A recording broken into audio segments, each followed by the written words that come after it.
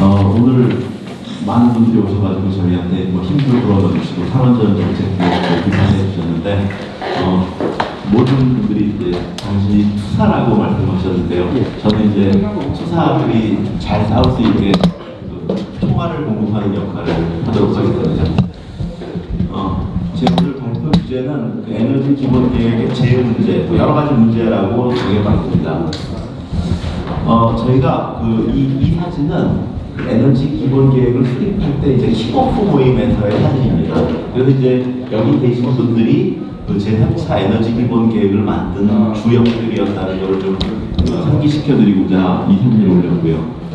또 하나는 이 에너지 기본 계획을 수립할 때 처음부터 나온 것이 에너지 전환 추진을 위한 3대 축으로 그 에너지 전환 로드맵, 신재생 에너지 3020 이행 계획, 그 다음에 제8차 전력 수급 계획을 3대 축으로 쓰겠다고 했습니다. 근데 이 3대 축은 실은 신고리 올꾸기 공론화 때 만들어진 잘못된 권고사항을 그대로 반영한 것이 이어지고 한 것이기 때문에 사실은 축 자체가 잘못되었다 하는 것들을 볼 수 있고요.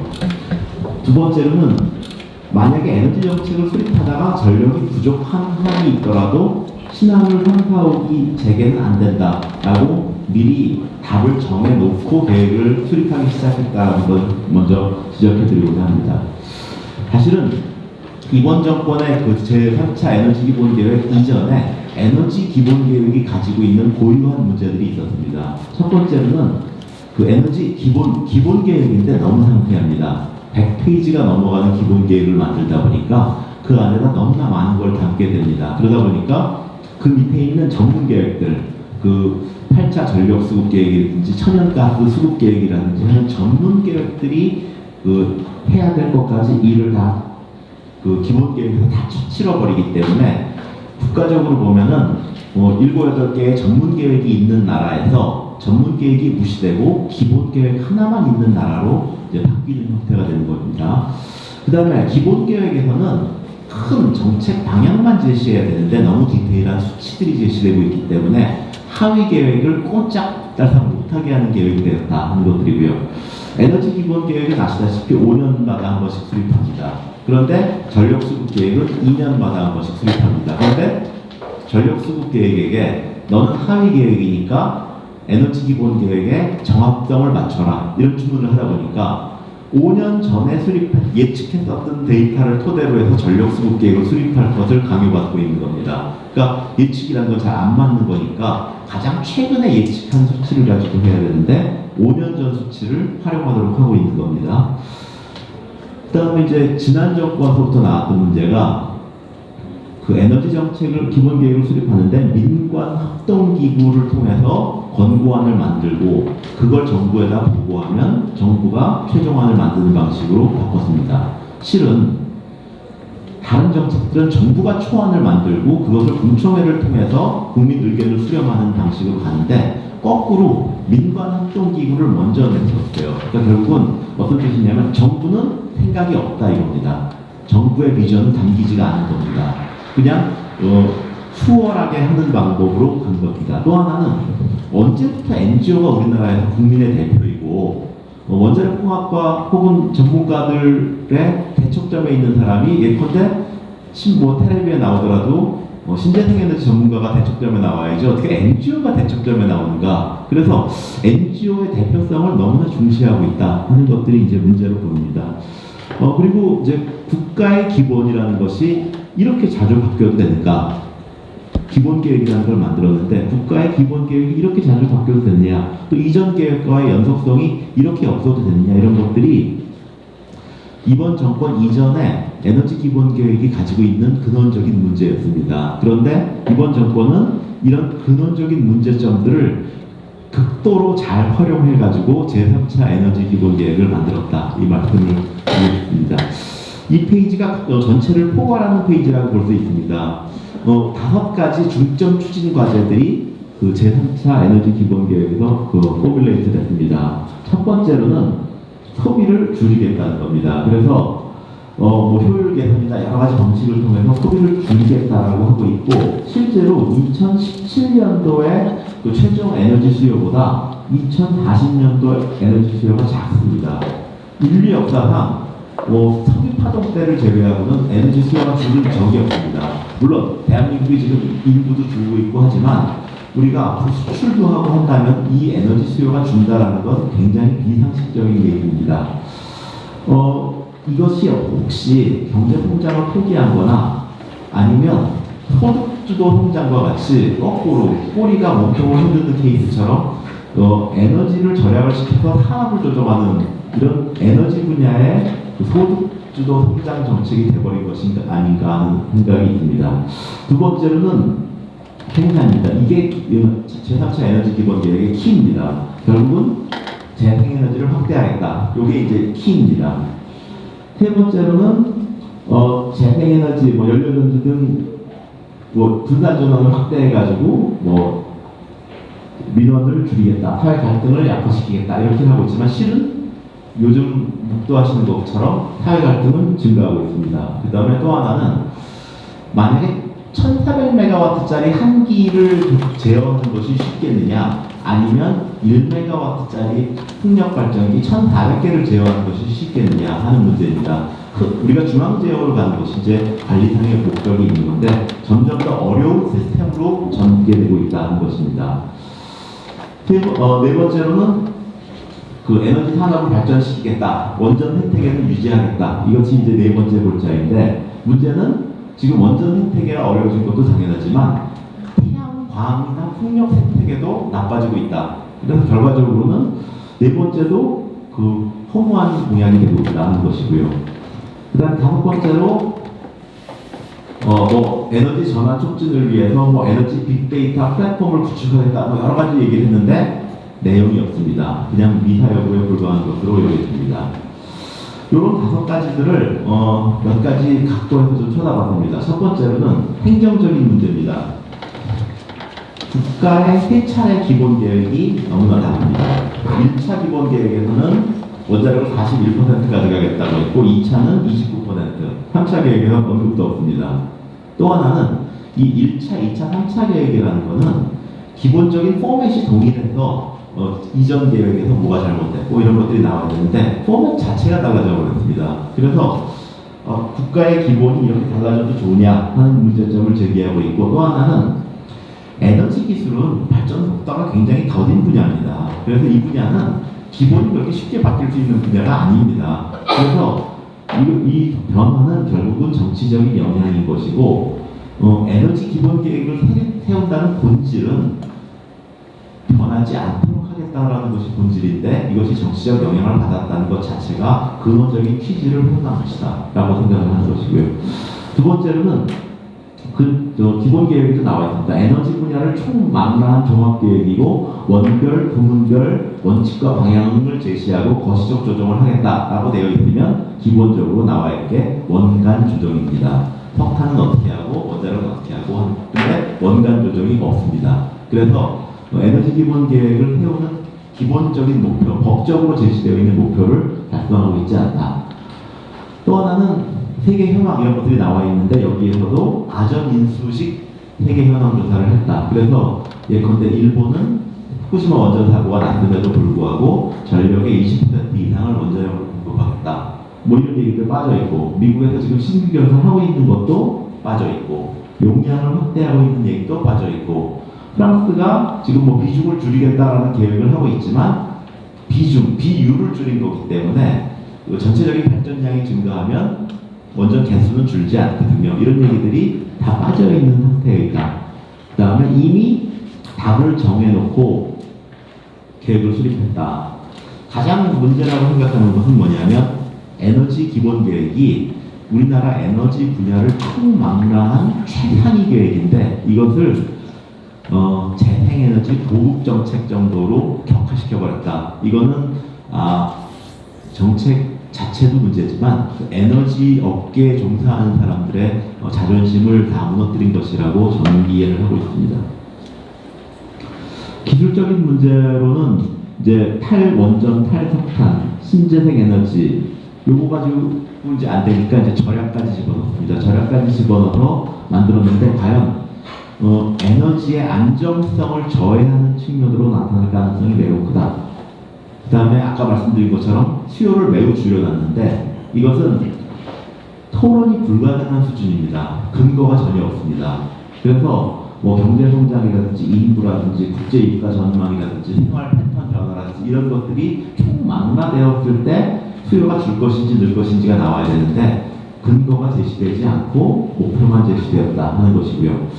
과거에도 여러 차례 수요 관리를 통해서 에너지를 절약하겠다는 얘기를 굉장히 많이 했고 수요 관리를 통해서 전력을 절약하겠다는 얘기를 굉장히 많이 했습니다. 그러나 지난 10년 동안 수요 관리를 통해서 절약한 전기량이 얼마큼인지에 대한 조사는 한 적이 없습니다. 항상 목표만 있었습니다. 그렇기 때문에 검증되지 않은 수요 관리라는 방법을 택했다는 것도 굉장히 문제입니다. 또 태양광 중심의 에너지 구성을 하고 있는데 이제 통합 스마트 에너지 시스템 뭐 이런 얘기들을 했습니다. 들어보시면 태양은 뭐 밤에는 발전을 못하는 거니까요. 그러니까 이제 낮에 발전을 했다가 축전을 했다가 그리고 이제 밤에 태양광 발전을 못할 때 쓰겠다 하는 건데 전기값은 낮이 제일 비쌉니다. 그리고 저녁에 쌉니다. 그러니까 태양광 발전을 해가지고 비싸게 팔 수 있는 전기를 축전하는 데 쓰고 그 다음에 밤에 그걸 싸게 판다는 거는 사실은 말이 안 되는 정책인 거죠. 조금만 생각해보면 말 안 되는 것들이 굉장히 많습니다. 그리고 그 보조금을 어떻게 줄여나가겠다 뭐 이런 얘기들도 지금 전혀 없는 상태이고요. 뭐 깨끗 뭐 이런 얘기들을 굉장히 많이 하는데 과연 안전이나 깨끗을 누가 판단하느냐 하는 겁니다. 산업부가 그걸 판단하는 조직이 없죠. 안전은 원자력 안전위원회에서 판단하는 거죠. 근데 원자력 안전위원회가 둘은 멀쩡히 뜨고 있는데 원자력은 안전하지 않아서 뺐다 뭐 이런 얘기들이 올라간다는 것이 이제 말이 안 되고요.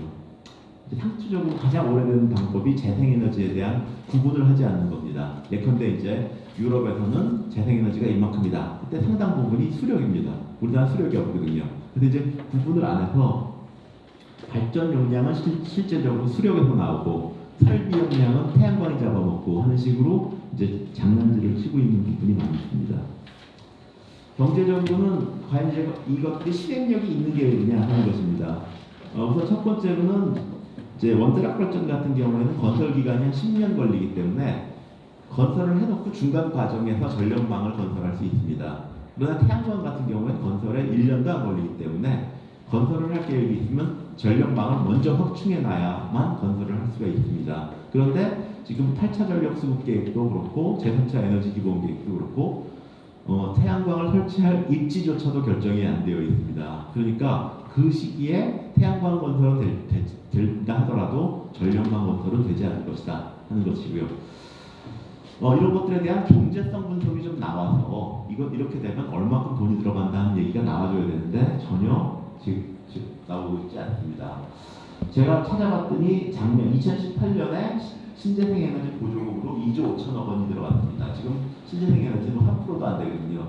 과연 이게 35% 됐을 때는 보조금이 얼마나 될 것인지를 좀 생각해 봐야 됩니다. 또 하나는 그동안 그 신재생에너지를 가장 많이 산 기업이 한수원입니다. 그러다 이제 작년에 가동률이 떨어지면서 2위 기업이 됐는데 과연 원자력 회사가 이렇게 줄어들게 되면 신재생에너지를 과연 누가 구입해 주느냐 하는 이제 문제점도 나옵니다.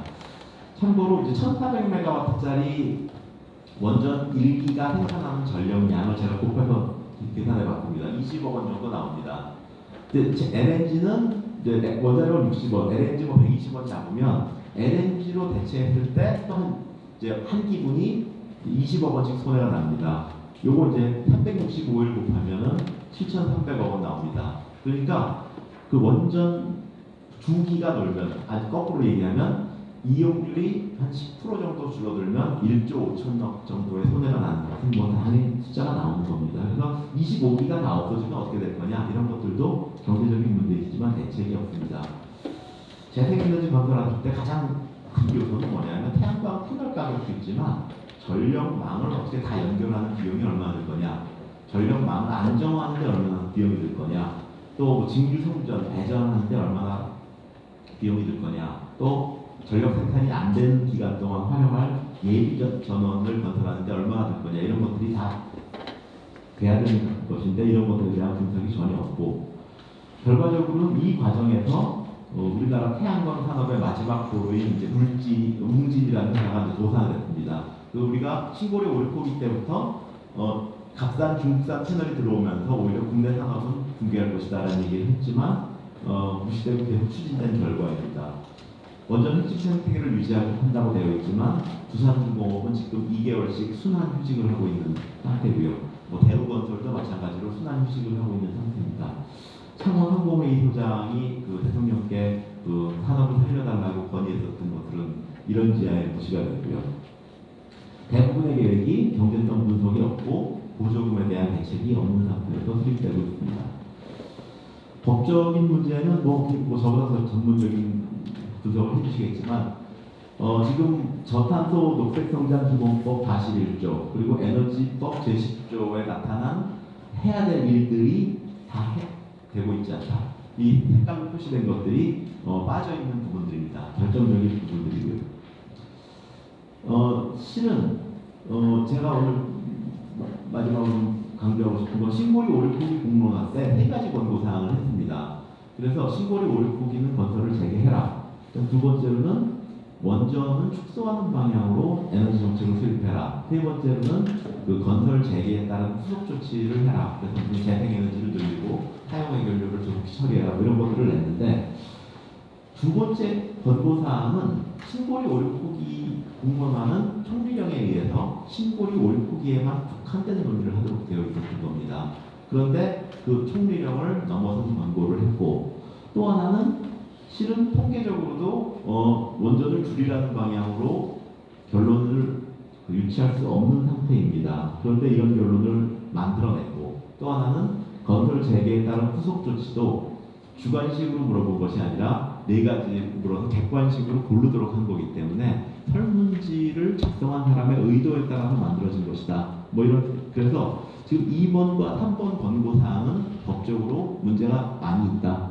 불법이다라는 것이 이제 확인된 사실인데 이것이 그대로 에너지 전환 로드맵으로 이틀 후에 바뀌고 또 이것이 8차 전력 수급 계획에 수립되고 이것이 제3차 에너지 기본 계획의 다시 기본 축으로 활용되는 상황이다라는 것으로 이제 연쇄 반응을 일으켰다라고 볼 수 있습니다.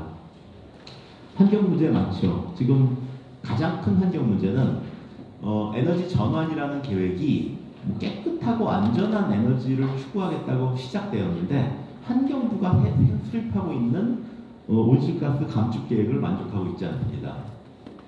그것이 가장 큰 문제입니다. 당초의 목적이 그거였는데 그래서 사실은 이 에너지 전환 계획이 목표는 기후 온난화를 완화시키고 그렇게 하기 위해서 온실가스를 덜 내놓겠다라는 것이었지만 수단 태양광 많이 설치하기 수단이 목표가 됐다. 그래서 이제 수단과 목표가 고치된 계획이기 때문에 이런 일이 생겼다. 과연 태양광을 깔 때 부지가 얼마나 필요할지, 산림은 얼마큼 훼손할지, ESS의 화재는 얼마나 나올지에 대해서 아무런 언급이 없다. 제가 자전거의 친환경성이라는 칼럼을 쓴 적이 있습니다. 자전거 자체는 이산화탄소를 내지 않습니다. 그런데 자전거가 자동차와 같이 도로를 점유하면서 자동차의 운행 속도를 느리게 만든다면 자전거도 친환경적이지 않을 수가 있다. 이런 것들인데 태양광도 그 자체로는 이산화탄소를 내밀지 않지만 기존 발전원과 동시에 사용되면서 다른 발전원을 껐다 켰다 운전을 하게 한다든지 이렇게 됐을 때는 친환경적이지 않을 수 있다. 그래서 어떤 것들을 절대적으로 간주하는 것은 과학적인 태도가 아니고 민영적인 태도이다라는 말씀을 드리고 싶습니다. 마무리하겠습니다. 우선 에너지 기본 계획은 현재는 기본적으로 해야 될 목적을 충족하고 있지 않다. 법적으로 하고 있는 것들을 충족하고 있지 않다. 그 다음에 최상위 에너지 계획인데 이것이 신재생 에너지 확대 계획으로 변질이 되어버렸다. 그 다음에 원간 조정이라는 중차대한 업무를 기본 계획이 간과하고 있다는 것이고요. 이전 계획과의 큰 차이는 100% 정치적인 영향으로 볼 수밖에 없는 것인데 이것은 에너지 기본 계획을 수립하는 근원적 취지를 위반하고 있는 것이다. 에너지 기본 계획은 안정적 공급을 위한 계획이지 정략적인 계획이 아니다는 것입니다. 그 다음에 신고리 오리포기 국론화에서 결론 중에 조작된 권고안에 기반을 두고 있다. 그것을 3대 축으로 사용하고 있다. 이것이 문제고요. 뭐 탕위법이나 국회를 지금 우회하고 있다. 지금 뭐 원자력 진흥법이라든지 이런 것들이 최소한 바뀌어야죠. 하나도 안 바뀐 상태로 국회를 우회하고 오로지 행정조치로만 이것이 이행되고 있다 하는 것들이요. 기술적, 경제적 타당성의 분석은 전혀 이루어지고 있지 않다. 이산화탄소 저감 목표도 달성되고 있지 않다. 그 와중에 국내 재생에너지 업계도 붕괴되고 있다. 과학이 아니라 감각적으로 안전을 판단하고 그것을 토대로 계획을 만들었다.